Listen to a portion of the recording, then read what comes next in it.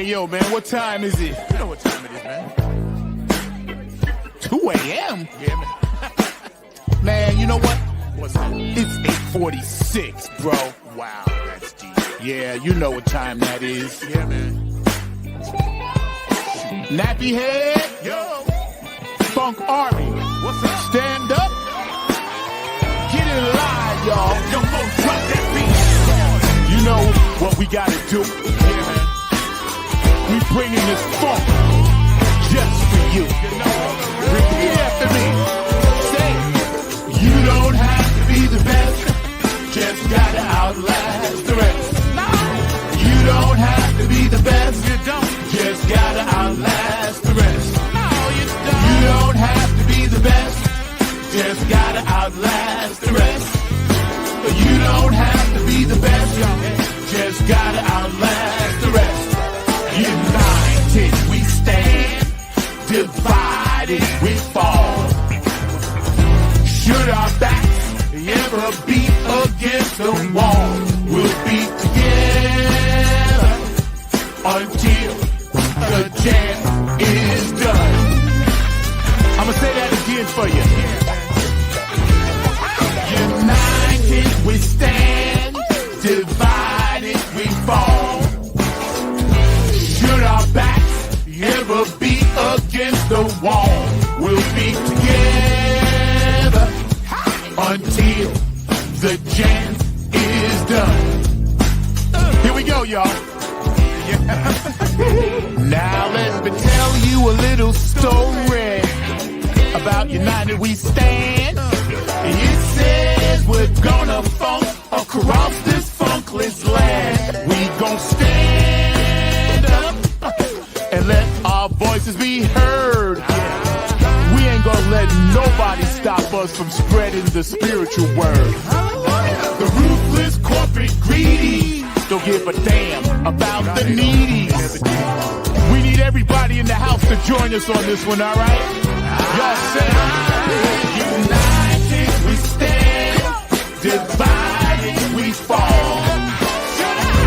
Should our backs ever be against the wall, we'll be together until the jam is done. Are y'all out there? You feeling me? United we stand, come on, y'all. Divided we fall.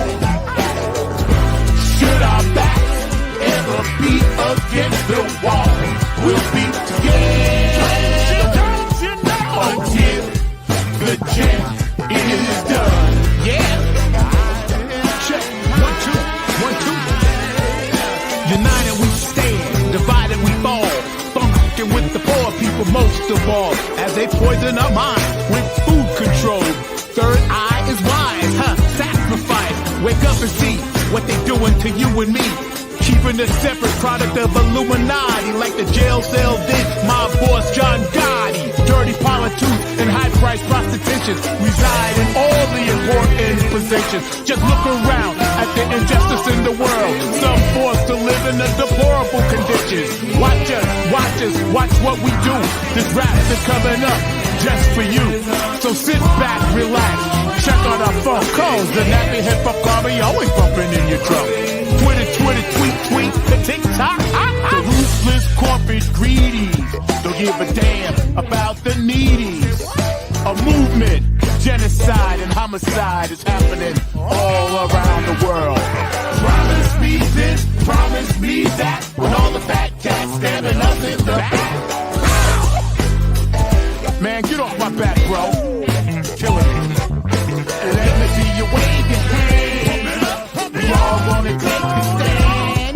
Rise up against the corporate man. Let me head all across this land. Oh yeah.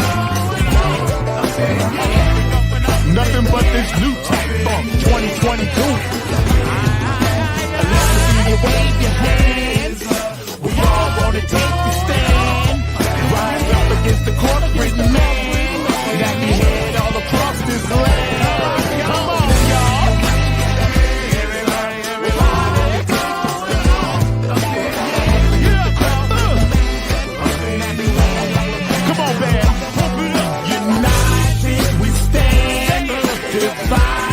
we fall. One more time.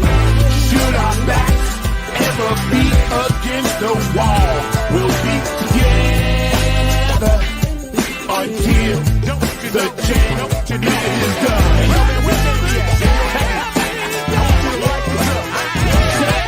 United we stand, divided we fall. Should our backs ever be against the wall, we'll be together.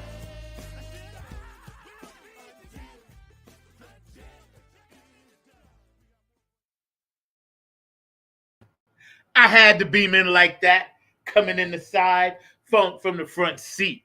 United we stand, divided we fall. You know what today is. 1 week from now, we'll all be getting down and we won't be coming up for air because it's the Motor Booty affair at the Funketeers Ball number 8. It's going to be great because we're dedicating this to our late brother and funk angel, Dr. G. And he's going to be in our memories and our thought process, as well as Honey B. We're going to keep it moving for all those of Chocolate City Alliance that's making it work and everybody that's doing the do. Of course, you know, we're going to talk about GARRETT, SHIDER, and the Groove Allegiance, and the P-Funk Friends, and all that good stuff. I got my dog back here, George the Funk Vinci, hanging out. But I wanted to start with this photo because it's right there. And that pretty much says it all. So welcome another edition of Funk from the Front Seat right here on 9 on the Grind TV. All right, so y'all hang out for a quick second because my producer, Mr. Mark Lee, is actually doing some stuff down at Centerfest downtown Durham. So if you're in the area, I suggest y'all go down there. A lot of people we know performing down there, vendors and, you know, things of that nature, as my dog Mark Lee would say. So go down and check it out because, you know, it's not a bad thing to participate in, and it's happening all weekend long in Durham. So we're going to get back to some photos in a minute, but right now I'm going to do what I usually do. Yeah. Okay. Right now I'm going to do what I usually do. First of all, if you had any transitions or any illnesses or passings or birthdays or holidays or anniversaries, Funk from the Front Seat would most definitely like to send you all our good faith, all our good wishes, and all our funk just for y'all. You know, happy birthday, boo. I love you. September 13th. That's dope. My wardrobe consultant, Christy, thank you because we rocking the black today. You can see that. So thank you for picking out my outfit. And also feel better, baby, because you know how we roll. And also, we had some transitions this week. You know, it was deep. You know, last week we had a few, and this week we had a few. And of course, you know, we just got to be mindful of each other and, you know, not let this gorgeous moon that was out the other day affect us in such a way to where we want to attack. We need to absorb that energy and kind of let it flow through us and just utilize it to do good things out here in the world. And let's try to stay balanced. If you can today, try to get some nature in. If you can today, make an I care call. I care call means, hey, you know, I love you. I'm just calling to check up on you and that kind of thing. And if you look on the bottom, you'll see, you know, it's naturally prostate Cancer Awareness Month. And being a survivor myself, you know, I have to always promote things like that because it's very, very important. Men go, it's a simple finger prick, takes you 5 minutes. It could save your life. Today, my special guest, Mr. George Darden, Mr. George the Funk Vinci is hanging out backstage, and we're going to be talking about Mr. George Darden. You know, we got some nice photos and things that we're going to show a little bit later on in the show, and we're going to read a little bit about the ball. This is number 8. So that means that 7 times, you know, it went off without a hitch. And this is number 8. So, you know, it's a beautiful thing. When you have something that started, and that's what George and Bootsy and James Brown always says, funk is making something out of nothing. That's what funk is, taking nothing and making something out of it. You know, naturally, I know a little bit about that. Also, too, I'd like to shout out all of our service men and women with this impending, war that we may be headed in, and another one and another one and all that good stuff. But, all the healthcare workers, all the firemen, policemen, all the people that drive the buses, the taxis, the cabs, the Ubers. I would like to thank all the store vendors, all the retail operators, all the people that work in the Waffle Houses and Burger Kings and McDonald's and Chick-fil-A's. I would like to thank all of you because you guys are really America's unsung heroes. If you're a massage therapist, if you're a therapist of some sort, if you work in a hospital, if you work in a dental office, a lot of these resources we always use every day. We all utilize them and we take them for granted that they're going to be there. And no matter what we have going on in this country, this is the greatest country in the world because we have opportunity to find resource after resource after resource. Yes, it's a pain in the ass. Yes, it may not always work to your advantage, but at least we have those opportunities. Our cell phone works most of the time. Our internet service works most of the time. We don't have to worry about waking up and having bombs drop on us. So thank all of our servicemen and women who stand watch on the wall. And I truly mean that. From the bottom of my heart, because in times of intense social trauma, we forget that these things still have to happen every day. And every single day, we should thank those people and thank somebody and be kind to somebody because that's what this world needs. What the world needs now is love, sweet love. Y'all feel me? I'm in that kind of mood today. So check this out. Let me take off my funky sunglasses. I bought these just for the ball. And no, you can't have them. You know what I'm talking about. She know. No, you can't have them. Okay, so I might let you rock the hat. Maybe. Please, gotta get right. I'm gonna be getting beaten for that. But yo, check this out.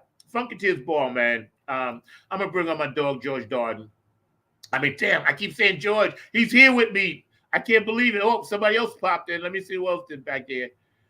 I keep saying George. Oh, Q is in the house. Uh-oh, Q dog. I got you, bro. Let's get in on this. How you doing? All good, man. All good. How you doing? I'm doing good, man. I'm so happy to see your face. This is a pleasant surprise. You got me. You got it, bro. We in here. We in here. What up, George? Was funky. Oh, everything funky, man. Everything funky. Oh yeah. Yo, man. First of all, thank you for joining. Q&A Entertainment, Otis Hawk, in case you don't know him. P-Funk extraordinaire, been on the mothership, helped build and drive the mothership and all that good bass player, musician. The business he has down in Georgia, man. Georgia Funky Vinci, of course, taking the torch, doing all the funky artwork for sale. You could go to his website on his Facebook page and have something custom made for you. And believe me, it's well worth it. So, Otis, man, what you up to, bro? We just kind of chilling right now, man, trying to get ready for the ball. So we're gonna do that. So we got Afterglow 9/24/16. We're gonna hang out with Funky Da Vinci here too, and get a little something in at the at the ball. We got some new stuff. I can't even show it to you yet because it don't even drop at the warehouse until tomorrow. But what I will tell you, is that it's back to school time with Funk merch. Okay? Yes. And P-Funk University, that's my HBCU. Yes. That's all I can tell you. Well, you know what? We will drop. I am so happy that you dropping it here on the show because I'm gonna run it again at 6 and again at 12 and then all week next week. But yo, I am excited because I'm gonna get something. Oh, yeah. For sure. I always get something. Yes. For sure. Look, I make stuff, and I'm gonna get something. There you go. So check this out. I'm gonna start with your reflections, Otis. And I don't know how much time you got, but and George, I want to start with Otis. I want to ask you your reflection on what this ball means to you and all the Funketeers that have been coming through the years? Man, that's kind of deep, man. So we have actually been there 7 of the 8 years. Or if you want to be real time, 6 of the 7. Right.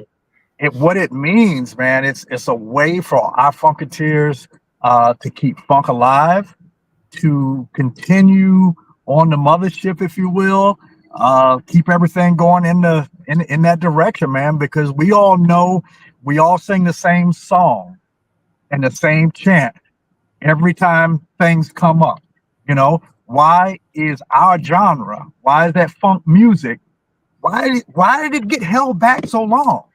You know, we got so many people in this business, so many people on this earth right now funking, and it's like we need some attention. You know, the genre hasn't gotten what it should have got. You know, and so what it means to me is just another way to continue to funk. You know, everybody, and I hear you say it, number 9. I hear you say it all the time, man. We just got to be one. We got to be one, and we got to work together, because you know what? We're more powerful. The Funk Vinci, when we get him, we get everybody, Curtis, we get all these people, man. We as one, man. It's like watching one of them. You know, I hate to go back there, but it's like watching that Frankie Beverly thing and whatever. All them people over in NOLA. You know, seriously, that we are powerful, man. We are powerful. So it means a lot to me. Means a lot to have been there with George Darden starting it. He's a you know, fellow HU alum. So right. You know, we kind of meshed with that, and we got that going. We did a couple of things the first couple of years. We were good. I think the only one we missed was probably the first one after the pandemic. COVID, the only one that we were not able to get to. But other than that, man, it means a lot to all of our Funketeers around the world. And everybody keys in on it, man. It's the thing to key in on, and it helps us grow as a funk nation, okay, and that one nation. Yes, George, your thoughts, bro. Hey, man, you know, this Funketeers ball means everything to me, man, and to all of us. You know, I've been to 4 of them. This will be my 5th one. Okay. And hopefully it can go up to 6, 7, 8, you know, my 8th ones or whatever. You know, we're at number 8 now, but I want to see 9, 10, 11, 12, you know, and hopefully I can see all the way up to 20, you know. I'll probably be old and decrepit, but hey, I'll still show up. You know, hey, it's all about what George said back in the day, and still says to this day. Funk is his own reward, you know, and we need to keep this thing moving, keep it going, you know, because it's generational. You see, it's a generational thing, and yeah, we all one nation, you know. You know, you see the young kids out there, you know, taking the funk, doing other things with it, and it's still viable to this day, you know. And man, that's why I like doing P-Funk artwork, period. You see? You know, as you know, I'm secluded to that. You know, that's what I do.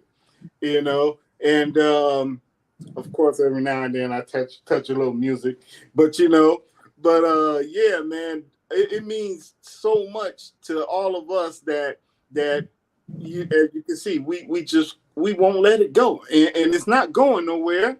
You know, it's not going anywhere.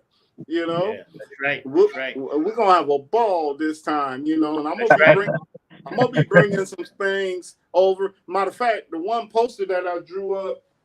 Just drew up, right? I'm gonna take it out of its case and let everybody autograph it. You know, because that's crazy, bro.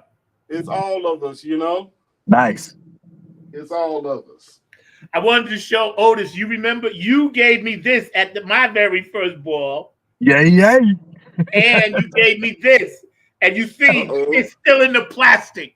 There you go. Now, I've been to 4. This will be my 4th one. The Okay. first two I missed because of surgery. And then I missed the one after the COVID year because I couldn't do that. But this is going to be my fourth one. So I'm pretty much 50% out of the 8. I'm pretty glad that I actually made 4 of them. But had I not, I wouldn't have met you. I wouldn't have met you. I wouldn't have met anybody up there in that new clique, because it's an old clique, but it was a new clique. The ball was a new clique. Right. You know, I was in the old cliques, but the ball was a new clique. So I was like, man, I kept hearing, and I was so pissed. I had surgery, and then I wanted to see Dawn because they was the first one.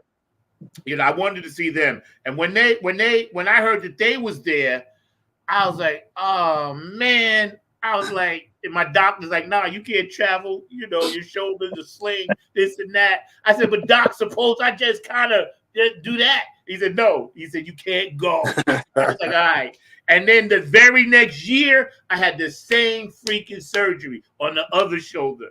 It was like, and I was so pissed because I wasn't doing music. I was like, this shit is working against me, man. I was like, why is the funk doing me like this? I gave my whole life to it. Why are you doing me like this, bro? But, you know, God had other plans. He wanted me there that day to meet B and to meet you and to meet Donna. See, that was the plan. Because I literally, true story, I drove up there with a 3/4 of a tank of gas and $48 in my pocket. I remember you telling me. Wow. Remember? I didn't have nothing. And David Brooks put me up and bought my ticket. And the rest of y'all chipped in for gas to help me get back. I was that determined because I was like, I'm not missing this one. Something told me just get there. And I'm grateful. I'm going to show you guys some pictures, man, so we can reminisce, man. But again, you guys are watching Fun from the Front Seat, not on the Grind TV. Every Saturday, we're going to be here. Obviously, next Saturday, we're going to be doing something else. But I wanted to show you guys this, man, because I think it's mad cool, you know, that, you know, this is one of the ones that I thought was very appropriate. You know what I'm saying? Yeah. Only because he's underneath the mothership. And that is very expressive right there. Because I didn't know George like that, like y'all knew him. I didn't know him like that. So I only, when I saw him, he was already having to deal with the health issues, right? And I was like, wow, this brother's doing that. And I was just so happy to see, first of all, the Chocolate City part of it and his connection, but also how he was as a human being. You know, he was dealing with it and he still was gracious. He was at all the events, the first one I went, the hotel, the this, the that, and the third. He was always there to say, hey, this is what we're doing. And he told me back then, he was like, yeah, man, you know, I want to try to keep this going as long as I can. And I was me. I'm always begging, when Nappy Head going to play? When Nappy Head going to play? Right. I was sensitive. But it was okay because I understood his mission and what he was doing. I really did. I understood it, man. So your thoughts on this picture? Your thoughts? Man. Yeah. Oh, man. I mean, it's self-explanatory just by looking at it, you know? It's like, it makes it look like he just descended from the mothership. And, you know, I mean, and I'm, you know, I met George and we sat down and we chopped it up, you know, and man, I even had him sign his face that I drew on the P-Funk Raisins. You remember that one, right? Oh yeah. Yeah, I even had him autograph that, you know, because I put, you know, people in the audience and he was one of them. You see? Hey, I mean, he's cool brother, man, you know? Yeah, no question. Yeah, it looked like he just looked like he where he needs to be. Yeah. You know, it's pretty straightforward, man. That's where he always wanted to be. That's where his heart was, you know. You know, I just remember him. I remember him backstage at a lot of the shows, and we just made provisions, you know, whatever moves we had to, you know, make, you know, clear that little path. Let's get this out the way. You know, he just enjoying himself. just enjoying himself. So I think it's really appropriate, real appropriate. Oh Yeah, yeah. so do I, man. That's why I was like, I'm gonna show that one first. Now Yeah. here, this is probably like I don't know where this was, but he was always rocking his hat. Yeah. And right now, oh, go ahead. Go ahead. No, go ahead. No, I was about to say that I think it's the same hat. I think that was the one that Bootsy was at. Probably. I think that's the one that Bootsy was at. I can't remember, but I think that's the one that he was at. That was Bootsy a at number blast. 2 or 1? No, he was not at number 1. It was definitely number 2. Right. Yeah, definitely number 2. Yeah, that was a blast. Him and Mike Hampton. And if you look way in the back, that girl in the red right there, that's Penda Jones, Sings With Me. She came up to this one. Okay. You know, I bet he would have loved wearing one of these bucket hats that I got coming up.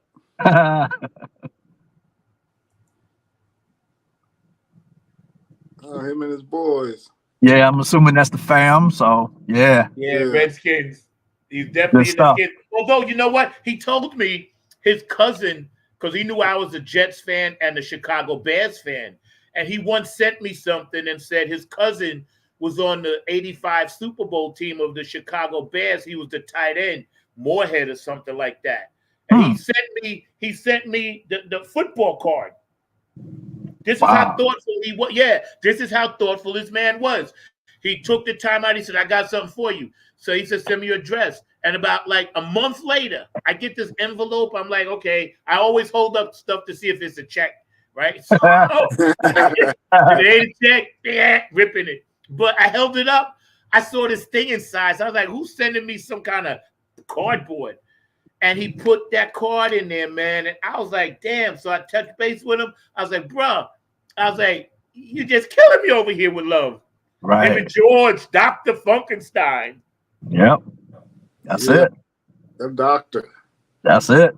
Doctor George the doctor. And George. That's it. George and George.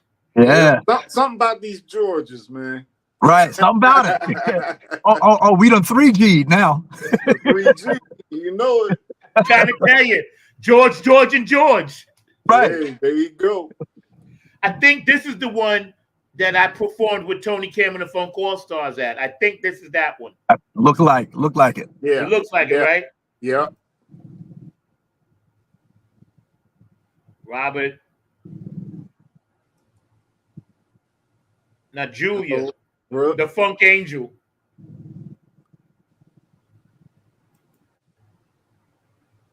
West Coast.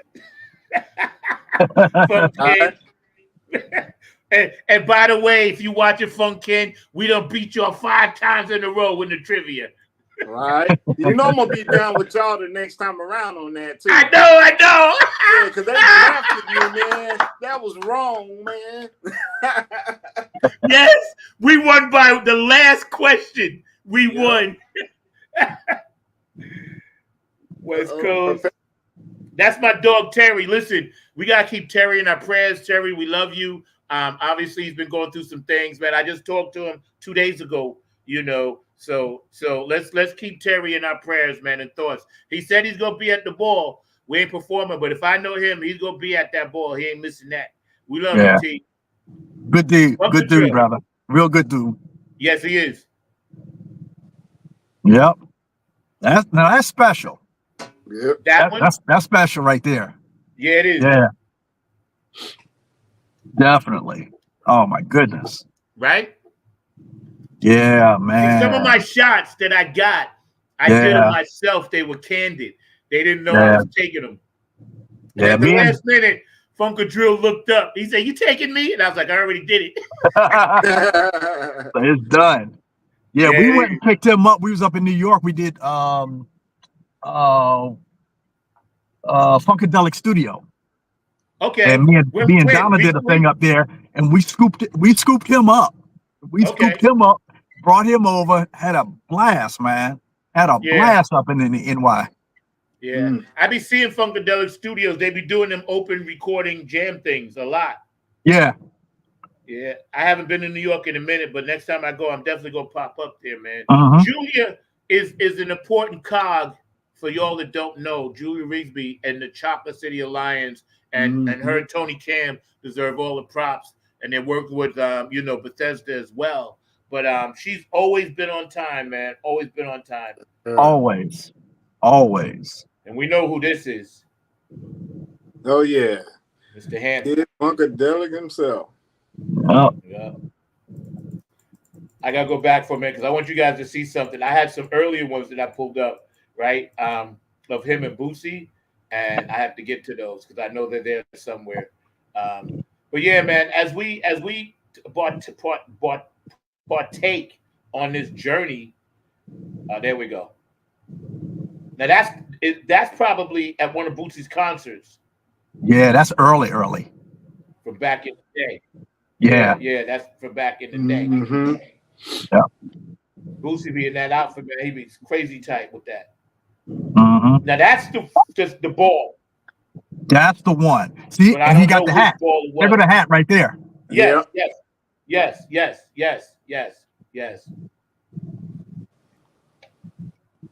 The man is the man.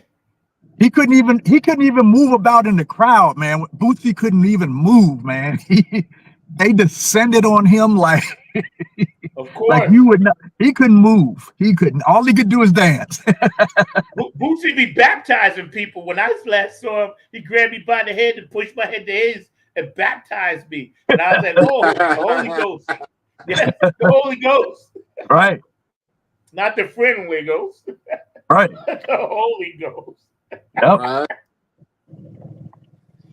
I think this is at a book signing or something. I don't know who that is. It don't look like George. No, that's not George. That's not George. But I don't know who that is. No, I'm not sure on that one. And I'm gonna end with that one because that pretty much says it all right there. That says it all, man. That says it all, man. Right. Yeah. You know, there's nothing that can encapsulate the encapsulation in this picture that doesn't say love, respect, honor, cherish, and also working together on something that means something to everybody else. That's unconditional love. You know what I mean? And that's a powerful thing. That's an extremely powerful thing, man. And I'm so honored to even be able to sit here today to even talk about George like that. Because again, I was just starting to get to know him.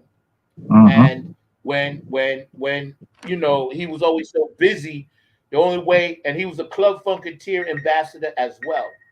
And when he would have time, I would hit him up and check on him, you know, and say, "Hey, bro, how you doing?" And we would always communicate through Facebook Messenger. So I kind of just feel like he's smiling on this one. Like you said, Otis, this one going to be the one. Yeah. If there was ever one to be at, I feel the energy. Tickets are still available. Y'all go to funketeersball24.com.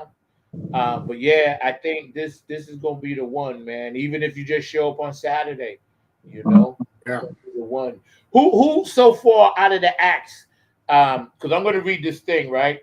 And it's Funketeers Ball 24 is dedicated to the memory of the event's founder, George H. Darden, the second, who we lost earlier this year. We are proud to continue his legacy with live musical performances featuring P-Funk royalty, Garrett Shider, Star Child, and Mike Kid Funkadelic Hampton, with the all-stars of funk ensemble Groove Allegiance and the P-Funk Friends. So that's Greg and Benny and Lodge and Benzel. You know, they all coming through, you know. Danny coming too. Danny DeBro's gonna be there too. No, it's on. It's on, man. It's gonna be bouncing up in that joint. You know, also the Groove Allegiance special guest virtuoso guitarist Marcus Machado and the acclaimed singer Yazra St. James, also DJ Lance Reynolds and MC the Captain Tony Care. Right, all right. Funkatives Ball is a much anticipated annual event presented with the Chocolate City Alliance celebrating the music, style, and culture of Parliament Funkadelic. Now, this year is the 50th anniversary of Up for the Downstroke and Standing on the Verge. So just think about that. 50 years we've been standing on the verge. Okay. Yep. 50 years. I'm gonna ask you, where was you when you first heard that song, Oh? I was in Jersey. I was up in Jersey. So now me and Boog, Donna, all of it, we lived in the same little town. That's the way we all came up. And when that came out, man, that was something. That was 73, right? Right. 74? Yeah, 73, 74. And we lived in this little bitty town called Lakewood, New Jersey. New Jersey. Man, you could throw a rock across the city. Yeah. I remember Lakewood. I know Lakewood well. Yeah, but we had a good time there, and man, when that came out, man, I'm gonna tell you, man, y'all already know, man. My Boog is he's my inspiration, man. Tell us about that. Your relationship with Boogie. Wow. I mean, we don't have that much time on this feed, man, but I'll try to give you the shortest version that I can. 7 or 8 years old, we all go to church together. Wow. Boog, Donna, rest of the family. You know, I don't know if you know or have ever seen his older brother, Boogie's older brother, Cool Pop. No. Cool Pop is a player. Also, now a minister somewhere down in your neck of the woods, Zach. But we all grew up together there, and so every day, every Sunday, because again, I'm Pentecostal church, 3 days a week. Wow, Pentecostal. But 3 days a week. So Boog is coming in, he's playing. I'm 7, 8 years old, man. And y'all can relate to this. I am absolutely certain. Man, I love hearing guitars and hearing these instruments so much. I start playing the chair. Y'all know how to play the chair, right? Right. You just stand up. You stand up and you strum on the back of somebody else's chair that's in front of you. Mm-hmm. Next thing you know, we had this dude, me and Boog always laughed about this, man. We always laughed about it. We had an older dude, man. When I finally started playing, I was a one-lick soul, man. Man, I could play a song with one lick. Man, I don't need 6 strings. I didn't need but one. I was all over that neck with that one string. That's how I started. So I started by ear. And so I'm listening to Boog there. I'm listening. We're getting things. I'm staring at him. Boog is seriously like turning his guitar so I won't see his chords. Right. And now I'm picking up his chords. I'm picking up what he taught me how to play. That's where I learned how to play, in church, you know? And so going out on the road with them after that, and, you know, he just kind of drug me along, man. But yeah, that's the little city that we came up in. And there's a whole lot of stuff in the middle of that. But yeah, that's the way we came up. The other one that took us over, Mothership Connection, that little city in New Jersey, every time you turned a corner, you would hear, "Do not attempt to adjust your radio. There's nothing wrong. We are taking control." Every single time, you know, and that's where it came from. You know, time moved on, you know, I moved on. We, you know, did some school and that sort of thing. Ended up in DC. Donna, Boog, they moved into DC. We kept it going, you know, because we grew up together. So when you moved, that y'all kind of still ended up in the same spot, same general area. Wow, they were in DC, but if you know that little tri-state area, man, we could pop across the way, and you in Maryland, you right there. Yeah. So we hung out together, you know, the family and what have you, went over their house, we were always like together, always together. So long history there. And then of course, you know, after that, you know, things start taking off. Atomic Dog starts taking off. Man, oh my goodness, man! I had to finish up. HU. Man, I think there was a time where I didn't see Book for about a year because Atomic Dog was. What did it get to? I'm trying to remember now. Atomic Dog got to #2, and Michael Jackson, I think, was the only one that beat that out, if I remember that correctly. I forgot what it was, but he was the only. That's the only reason that never popped into #1 for a consistent amount of time, because Michael Jackson was doing. He was doing, what was he doing? 3 Thriller? months worth of Thriller, I think. worth of 1 month. I mean, three months in the #1 spot. I was like, this is crazy. Where does this boy gonna let this thing go? But Yeah, basically though, that's the way we all came up. We all lived in the same area. You know, there may be little gaps here and there where we weren't, you know, connected with each other. But man, overall, our parents, you know, believe it or not, Boogie's mother was pastor at the church. Wow. You know, we all came up the same way, and most of us in this business, we learned how to play in church. So I'm definitely not I'm definitely the same example. Definitely the same example. But yeah, that was good times, man. Good times. Yeah. George, let me ask you, when you first heard Standing on the Verge, where were you at? Compton, California. Wow. Yeah. That's where I grew up. And so let's see. I was in junior high. Yeah, junior high school. And I heard it and I was like, okay, I'm being a clown. We in the lunchroom and the lunchroom got like a patio type deal with the benches out there. I jumped up on top of the bench and was jamming to Standing on the Verge. and one of the teachers came and got me down and told me that I can't be up there, you know. And they were trying to get us to turn the music down. But you know, lunchtime we're all having a ball, you know. And so, you know, that's when I first heard it.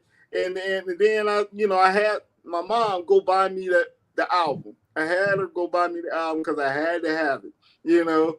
And and like yourself, I learned how to play instruments in church because I play by ear.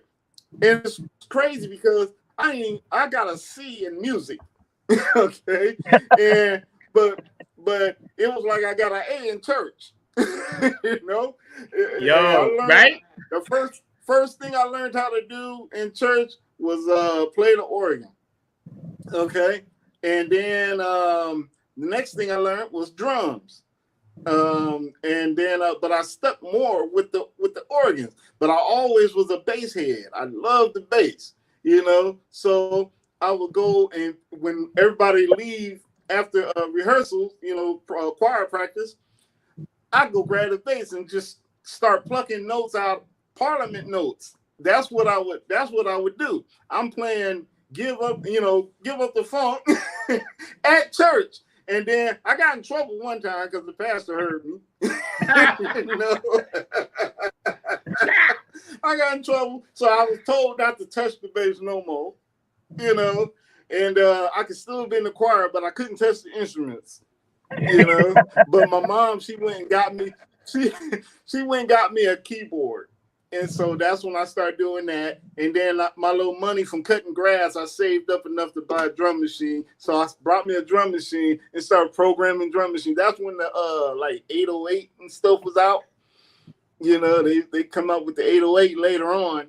But I got it, and my mom got mad because I spent a lot of money on it. You know, when the 808s came out. You know, I was man at school. At school, yeah. I can tell you this guy named Howard Beeman, and I was coming up in his band. I was still a youngin', and he was into Eddie Hazel. And I always knew about Jimi Hendrix. I didn't know who Eddie Hazel was. And he said, nah, man, because he would play Maggot Brain. And I'd be like, oh, Hendrix got something new out. And he's like, no, that's this guy named Eddie Hazel, right? So he said, you should understand what he's about, because he's a free-spirited. And he told me back then, he said, I don't even know Eddie gonna do whatever, but he gonna be in the footsteps of Hendrix. He ain't gonna be here long. Howard told me that back in 1972, 73, 74, right? So he lent me the Cosmic Slop, Stand on the Verge. He lent me like 3 or 4 of his Funkadelic albums. Because at the time, I was more into playing football, but I was learning how to play drums, right? And those early albums, the drumming on there was ferocious. You know, they wasn't there. They was like, they was ferocious, you know. And he lent me America Eats Us Young, the double album. And I could only play that album when my father went to work because there was so much cursing on it, you know.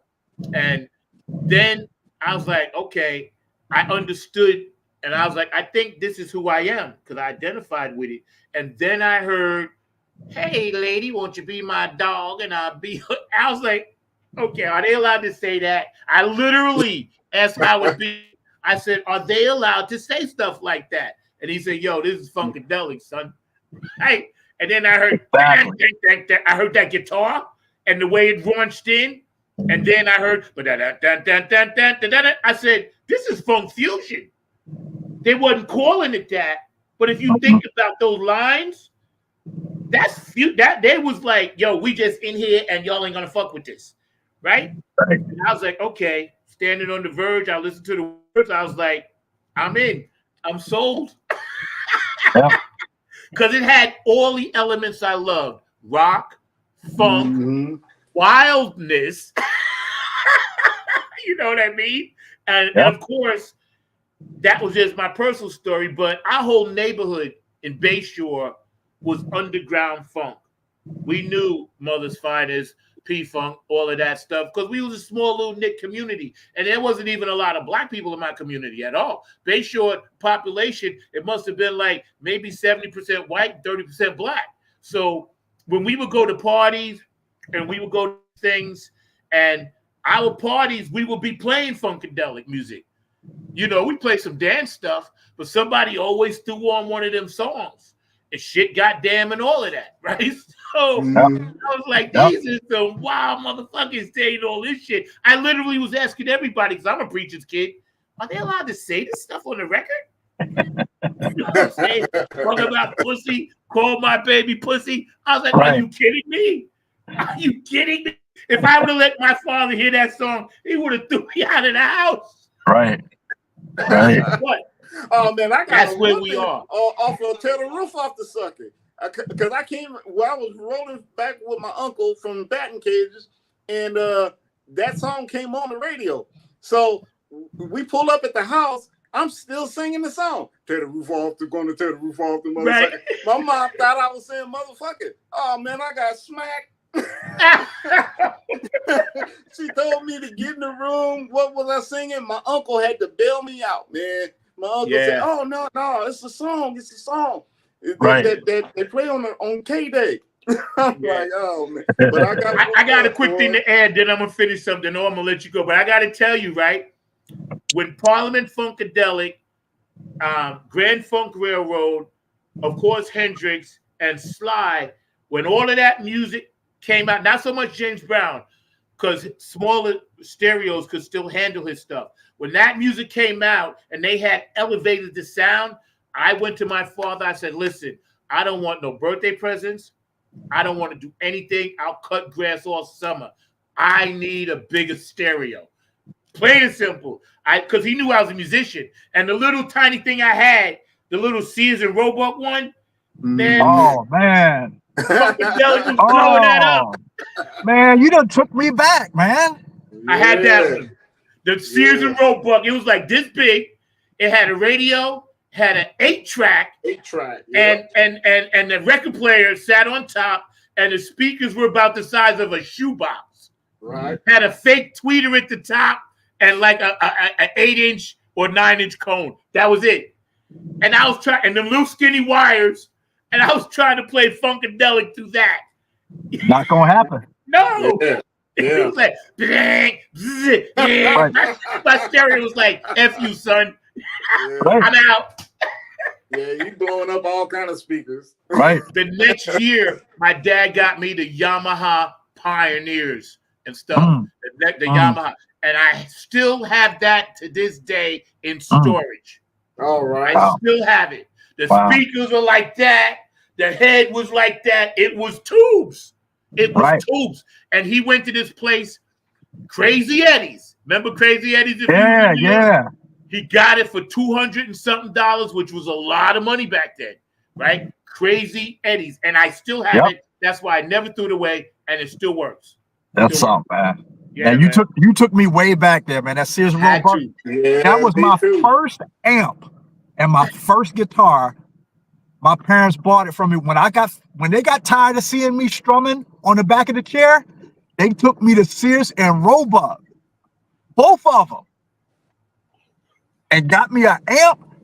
You remember them amps was just silver, like that silver and black pastry or whatever that was over it, and a guitar.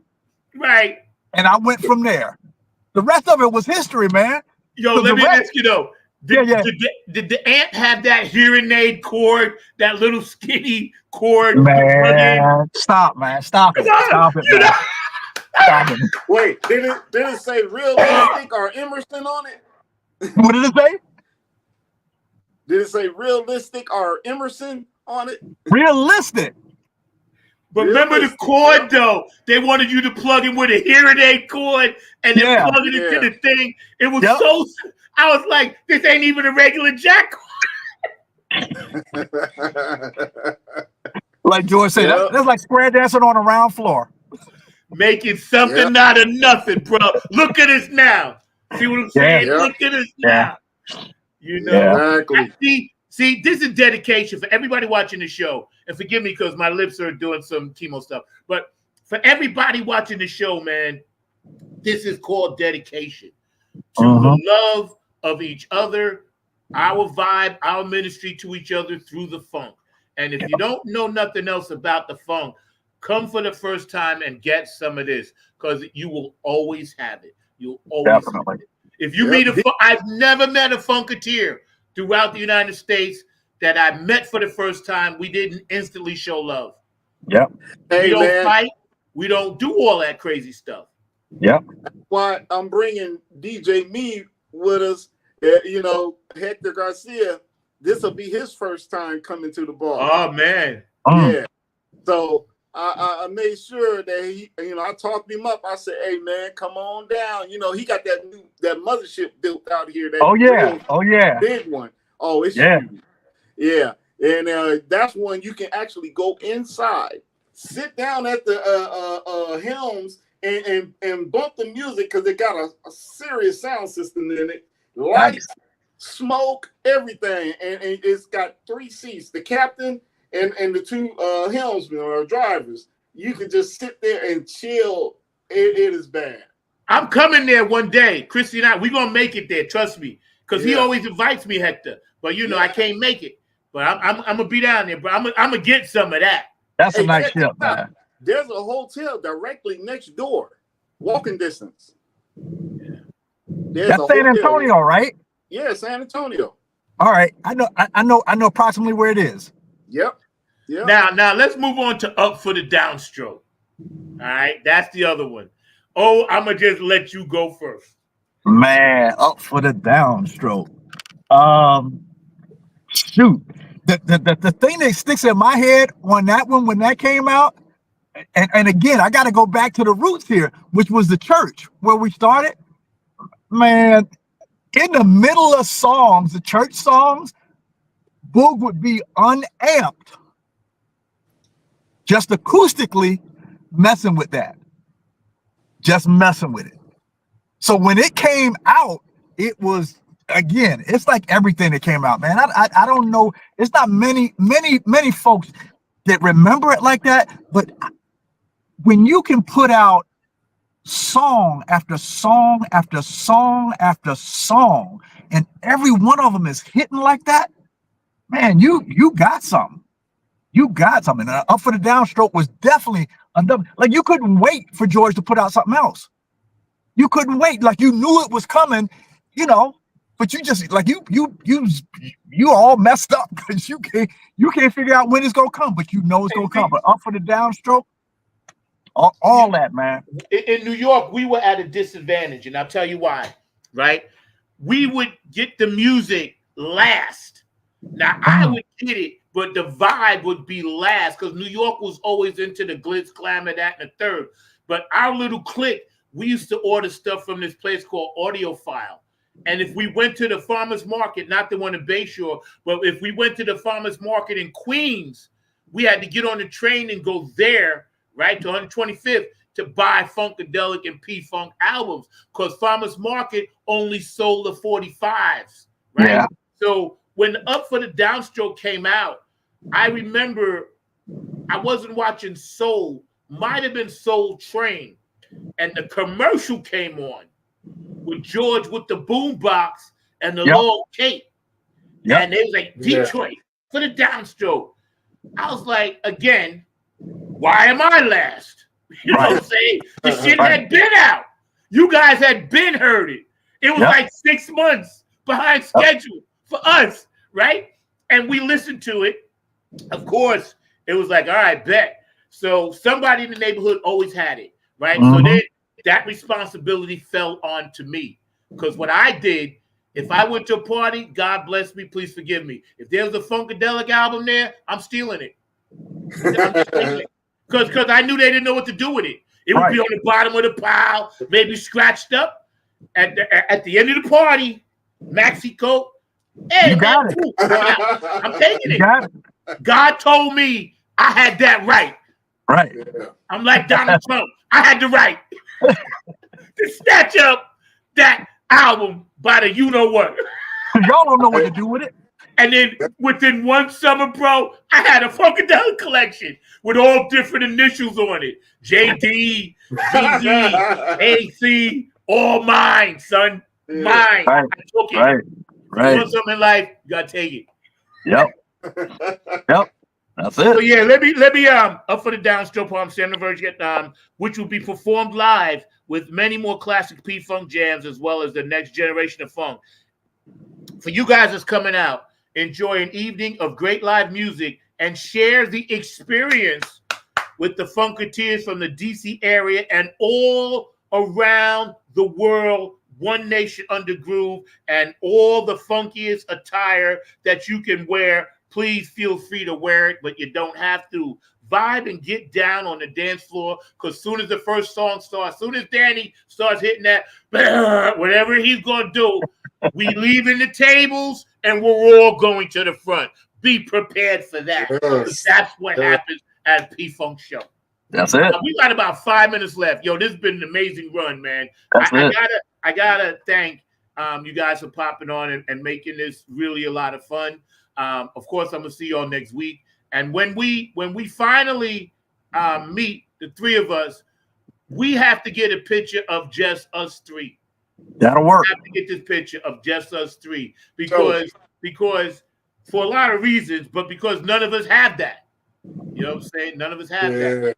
So, before we go, let us know what you're going to be selling and some of the stuff and go over that again where they can find the merch if they don't make it to the ball. All right.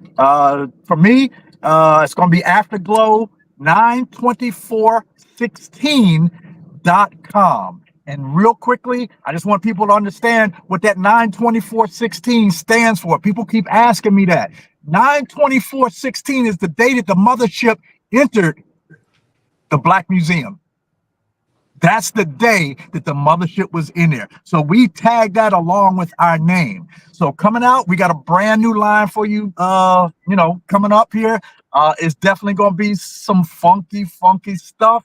If you into that school thing, like I said, P-Funk University is my HBCU. You going to get it there. We got it. We bringing it. It's coming. I love it. I love it. I love it. The Funkavinci, what you got for me, bro? Man, my stuff was at a spur of a moment thing. I got out of the 12 bucket hats that I've done, I got 6 of them left, and so I'll bring them with me to the ball, and when we do the meet and greet or whatever we do, we all meet up, people will be able to, grab them right quick. I do have a website, but it's still under construction. And I do like have a way of getting these shirts out. I have a couple of shirts that I've done, and I'm gonna bring a couple of them that'll be for sale. You know, like I said, it was all spur of the moment. The ones that I showed you, Zach, the all over print one that I got. Yes. People will be able to order that after the ball, because if they order now, they ain't gonna get it in time. You know, so that's why I only got 3 of them. They were just James. Thanks to James Jones, he the one that said, "Hey man, that should be on the shirt." You know, the one of the poster right here. You know, show that poster. Pull the poster up closer so people can see it. There you go. That is just so sick, bro. You're crushing this stuff. That's nice. That's on an all over T-shirt that I got, and I'm gonna be bringing that to the ball. And it was on me, April, and James Jones. We're the only ones with the shirts right now, because James, it was his idea, you know, and you know, because he saw that poster drawing, he said, "Dude, that got to be on the shirt. That got to be on the shirt." I said, "All right, I'll do it, and if we get it back in time for the ball, I'll bring it, and I'll bring it to you, you know." And that's what we did. So yeah, after the ball, you know, people will be able to order that shirt because it's on my Printify right now. And yeah, so we'll have a get together, and we'll all talk about it, you know. And that shirt is universal because it doesn't give you a specific number to the ball. It's just Funkatiers ball. Nice, yeah. See, so you can wear it to any ball. Yeah. I know one last shout out to Bethesda, the community, the town. When you guys host this event, we want to thank you on behalf of all the Funkatiers that come through. Of course, we're always orderly and everything, but we can't forget about the town that is so nice and always rolls out the red carpet for us. You know, the late night spots that we may go. And also, there was going to be an after party that some of us were going to perform at, but we're not doing that now. It's going to be at the hotel, but we're still going to be at the hotel getting together after. There were a lot of logistical things that were happening, you know, and so we're going to just, you know, pause that for maybe Funkatiers Ball 9 and maybe number 9, maybe Nappy Head. 9. Maybe. Yeah. Hey, just want a shot. Yeah, I see where you're going with that one. It's a shot. I I see mean, the alignment. like just 9. If you're watching 9, Bethesda, And right you know here. I'm bringing your flag, right? Oh, okay. Yes. Yes.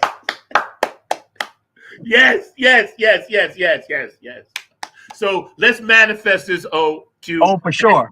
9. I mean, damn, don't pass me up. I'm literally right here. It's calling you.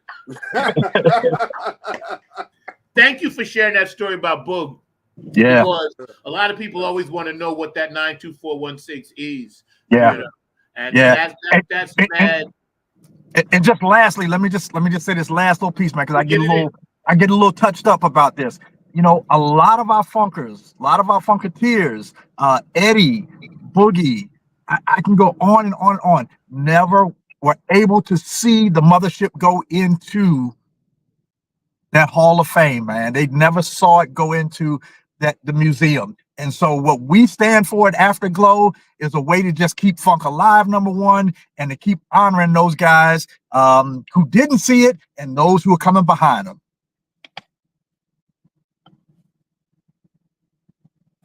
That's very powerful. I had gave you the full screen for that because that does mean a lot. This is why even the days that I don't feel like doing it or I'm on stage and it ain't going right and I want to quit, when I come home or somebody says, no, keep doing it for the reasons, they bring up a lot of these reasons for the Funkatiers, the fallen Funkatiers. Right. You know? And I had worked on a song a while ago I never put out for all the fallen Funkatiers. So I think I'm going to have to revisit that at some point. Maybe you and I can get together, Owen. We can do something with that, George. Yeah. But yeah, when it comes to the honor of it, and we just went from all the way to church, all met, all the way up to now, right? And so many brothers and sisters get forgotten about, Yeah. girls especially. I'm proud of Dawn for doing her book. whatever it may be. I don't really care, controversial. But you know what? She's a fun queen. She stuck with it. She got her thing on. I'm happy for her. You know, Amuka, you know, she's doing her thing all the time. And the other, you know, I forget that, you know, all the ones that are still active. I think one of the nice parlettes are with Sheila E. sometimes on that tour. I forgot her name, but she does stuff with Sheila. And they're still around, these ladies. We can't forget these ladies. They were background, and but you could tell a personal story about them doing backgrounds late at night. Oh yeah. There's always something was happening. It was always something happening. I can't. I'm a little emotional right now, so I can't go into it. But no worries. Yeah, there was always something with that. Yeah, always something with those ladies, man. Yeah. You know, I just remember, wow.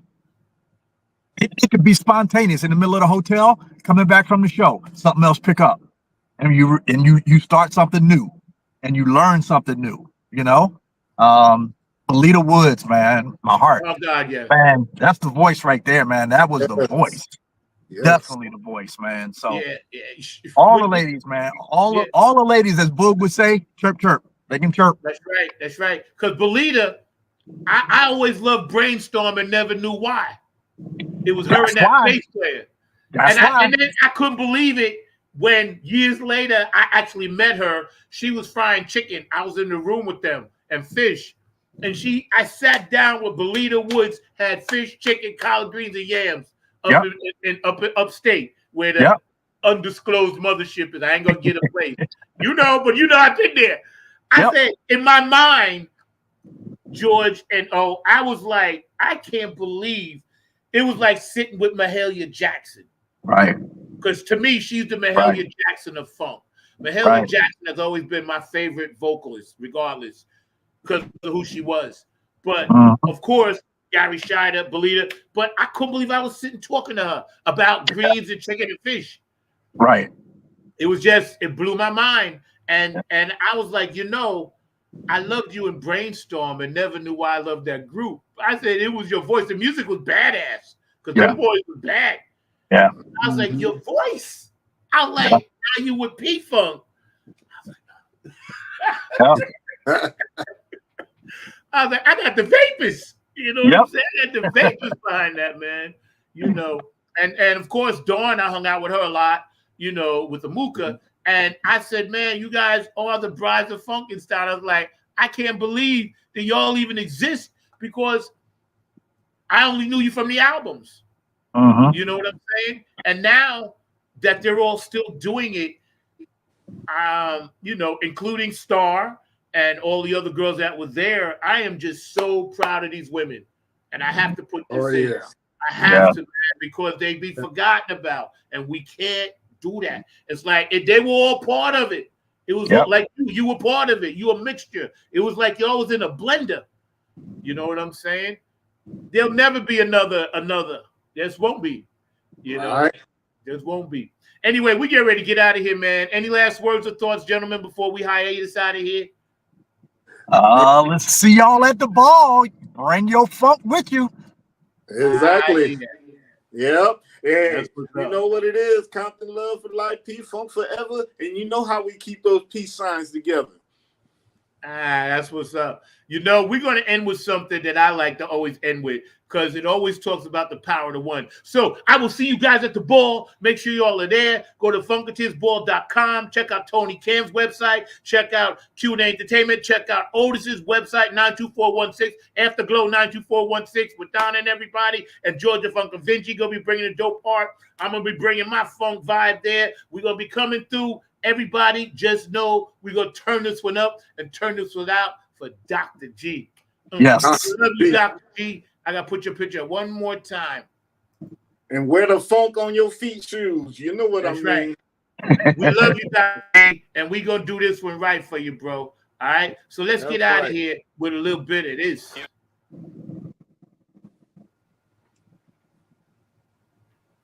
Dr. G.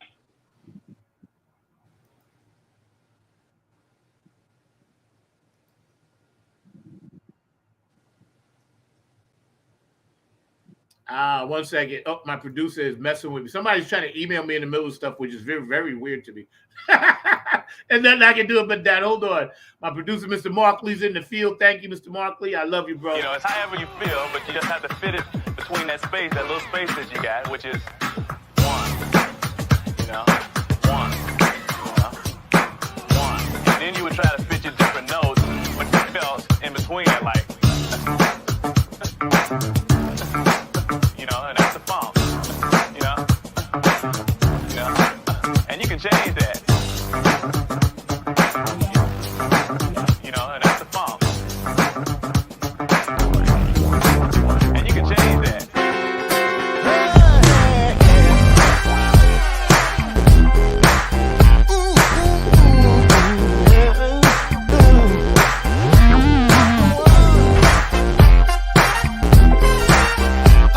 True essence of the funk is the power of the one. It's the power of the one. You know this funk has just begun. You can lean on me. Let your mind be free, Bob. Night shall not won't die. But I needs the funk, baby.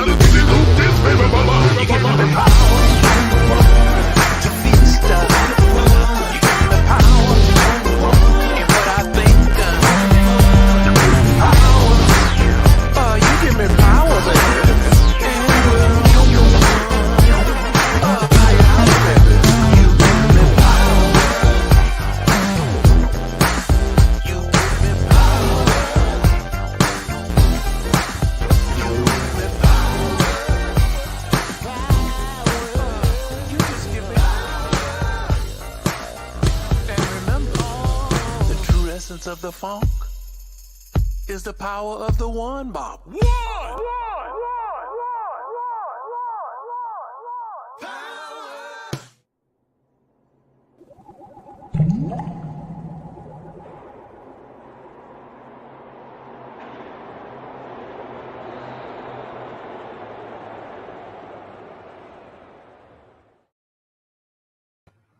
Y'all know how we do. Funketeers Ball number 8, George Darden. Y'all make sure you are there because it's going to be all of that and then some. It's going to be a healing like never before. Next Friday, Saturday, and Sunday morning for breakfast. Y'all hang out in Bethesda. You know it's going to be, what can I say? Funketeers Ball number 8. I'll catch y'all on the flip side. Peace. And we are out. I love y'all. I'll see y'all later. Bye.